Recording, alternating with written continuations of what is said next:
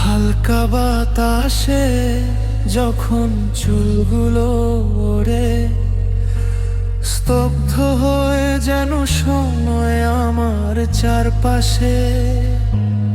তুমি হাসলে যেন বসন্ত ফিরে আসে, আধার কেটে গিয়ে আলো এসে মেশে।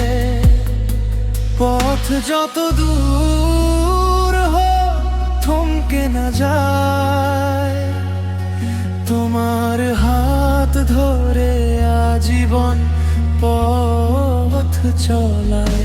পথ যত দূর